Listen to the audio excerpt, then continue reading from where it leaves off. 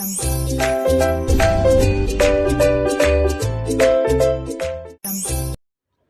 and welcome back to my channel. So today's topic is food spoilage and its causes. So food spoilage क्या होता है and food spoilage किन किन वजह से होता है, आज हम वो देखने वाले हैं. सबसे पहले हमें पता होना चाहिए कि फूड स्पॉइलेज होता क्या है.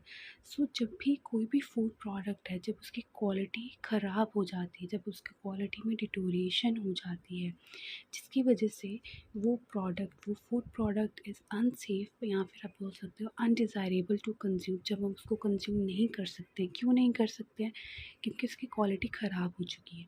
तो उसी को हम बोलते हैं फूड स्पॉइलेज. जब हम कोई भी प्रोडक्ट ख़रीदते हैं, कोई भी खाने की चीज़ ख़रीदते हैं, तो हम सबसे पहले क्या चीज़ देखते हैं? हम उसकी एक्सपायरी डेट देखते हैं. क्यों देखते हैं? ताकि अगर ये चीज़ एक्सपायर्ड हो गई है तो उस चीज़ को अब हम कंज्यूम नहीं कर सकते. क्यों नहीं कर सकते? क्योंकि उसकी क्वालिटी ख़राब हो चुकी है, जिसकी वजह से अगर हम उस चीज़ को कंज्यूम करेंगे तो वो हमारी हेल्थ को अफेक्ट करेगा, क्योंकि अब वो चीज़ सेफ़ नहीं रही है कंज्यूम करने के लिए. तो that is known as food spoilage. अब फूड स्पॉइलेज के कॉजेज़ क्या क्या हैं, किन किन वजह से फूड स्पॉइलेज होती है, वो भी हम देखेंगे. तो food spoilage can occur due to various factors. बहुत सारे फैक्टर्स हैं जिनकी वजह से फूड स्पॉइलेज होता है, and it is important to understand these causes to prevent it and ensure food safety. Food spoilage क्या होता है? It is the deterioration of the quality of the food products, making them unsafe or undesirable to consume.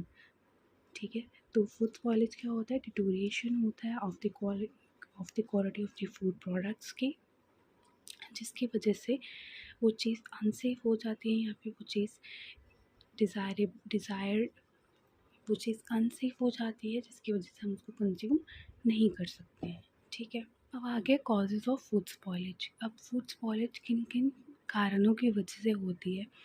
सबसे पहला आ गया microbial growth.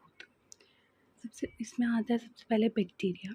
बहुत सारे bacteria हैं, जैसे सैल्मोनेला हो गया, इकोलाई हो गया, लिस्टीरिया हो गया. ये क्या करते हैं? बहुत जल्दी, मतलब कि रैपिडली फूड में मल्टीप्लाई करेंगे, जिसकी वजह से फूड स्पॉइलेज हो सकता है. ठीक है, सेकेंड इज़ यीस्ट. अब हमें पता है यीस्ट किस काम आती है. यीस्ट क्या करती है? शुगर में फर्मेंटेशन करती है. तो यीस्ट क्या करेगा? जो भी शुगर्स प्रेजेंट होंगे फूड के अंदर, उसको क्या कर देगा? फर्मेंट कर देगा, जिसकी वजह से स्पॉइलेज हो जाएगा. Second cause is fungi.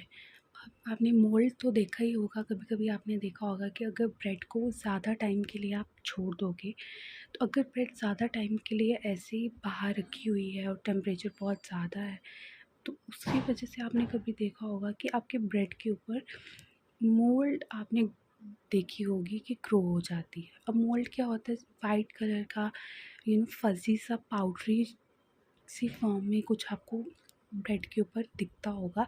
तो वही चीज़ क्या होती है? वही होती है मोल्ड. ठीक है, तो mould can grow on various food items, particularly breads पे देखा होगा आपने, फ्रूट्स पे and products. It often appears as fuzzy or powdery growth and can produce mycotoxins which can be harmful if ingested. तो जब मोल्ड की growth होती है तो मोल्ड क्या प्रोड्यूस करता है? माइकोटॉक्सिन प्रोड्यूस करता है, जिसकी वजह से अगर हम वो चीज़ कंज्यूम करेंगे तो वो क्या होगी? हमारे लिए हार्मफुल होगी. ठीक है, नेक्स्ट इज यीस्ट. अब यीस्ट मैंने पहले ही बता दिया कि ये क्या करता है? शुगर्स की फर्मेंटेशन कर देता है, जिसकी वजह से फूड में स्पॉइलेज हो जाती है. Next is enzymatic activity. अब इंजाइम्स जो होते हैं फूड के अंदर नेचुरली प्रेजेंट होते हैं, और इंजाइम्स का क्या काम होता है? They break down proteins, fats and carbohydrates, जिसकी वजह से स्पॉइलेज हो जाती है. बनाना या फिर एप्पल को जब आप कट करते हो, तो कुछ टाइम के बाद आप देखोगे कि उनका कलर थोड़ा थोड़ा ब्राउन होने लग पड़ता है. तो वो जो ब्राउनिंग होती है वो किस वजह से होती है? वो इंजाइमेटिक एक्टिविटी की वजह से ही होती है. और अगर आप ज़्यादा टाइम के लिए फ्रूट्स को ऐसे कट करके रख दोगे, जैसे एप्पल या बनाना हो गया, तो वो और ज़्यादा ब्राउन होते जाते हैं. क्यों होते जाते हैं? क्योंकि एंजाइम्स जो प्रेजेंट होंगे फूड में, वो क्या करेंगे? प्रोटीन्स को, फैट्स को, कार्बोहाइड्रेट्स को ब्रेक डाउन करना स्टार्ट कर देते हैं. ठीक है, next cause is oxygen exposure.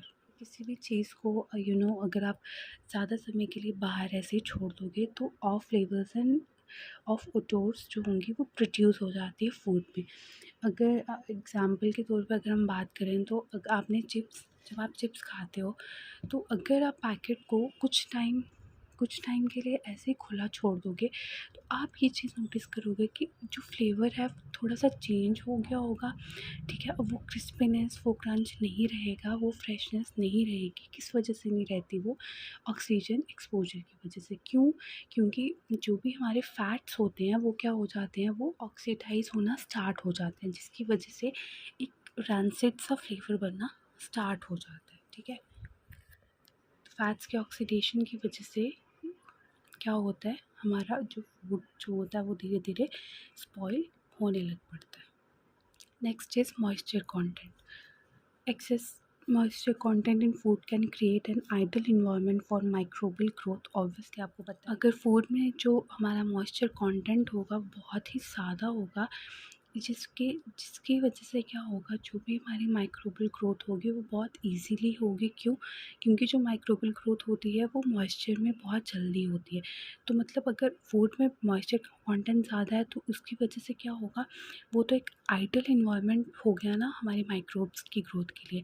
तो जिस वजह से क्या होगा, जो माइक्रोबियल ग्रोथ होगी बहुत ही जल्दी होगी एंड स्पॉइलेज हो जाएगी, ठीक है। एंड जिस वजह से हमारे मोल्ड्स एंड फंजाई की फॉर्मेशन बहुत इजीली हो जाएगी फूड में। तो next cause is temperature. Incorrect storage temperatures can accelerate the spoilage. अगर आप कोई भी चीज़ को अगर गलत टेम्परेचर पर स्टोर कर रहे हो तो उस वजह से क्या होगा, स्पॉइलेज हो जाएगी। And food should be stored at proper temperatures ताकि जो माइक्रोबियल ग्रोथ है वो कम हो जाए। अगर कोई भी चीज़ है, कोई भी प्रोडक्ट है, खाने को अगर आप कुछ ज़्यादा ही टाइम के लिए आप उसको स्टोर करके रखोगे तो उतने ही ज़्यादा चांसेस होंगे कि वो स्पॉइल हो जाएगा, ठीक है। ज़्यादा टाइम के लिए खाना पड़ा रहेगा उतना ही ज़्यादा चांसेस होंगे कि वो स्पॉइल हो जाएगा। So next cause is packaging. अगर आपने पैकेजिंग अच्छे से नहीं की है तो उस वजह से भी क्या हो जाएगा, आपका खाना स्पॉइल हो जाएगा, ठीक है। अगर आपकी पैकेजिंग अच्छी नहीं है तो उस वजह से क्या होगा, जो एयर है वो इजीली पास होगी, मॉइस्चर की वजह से माइक्रोबियल ग्रोथ होगी, ठीक है। माइक्रो ऑर्गेनिजम्स बाहर से एंटर कर जाएंगे जिसकी वजह से खाना स्पॉइल हो जाएगा। तो प्रॉपर पैकेजिंग एंड सीलिंग से क्या कर सकते हो, आप अपने फूड को प्रिजर्व करके रख सकते हो, स्पॉइल से प्रिवेंट करके रख सकते हो। Next is insect and pest infestations. Insect and pests can contaminate and spoil food products by laying eggs or carrying pathogens.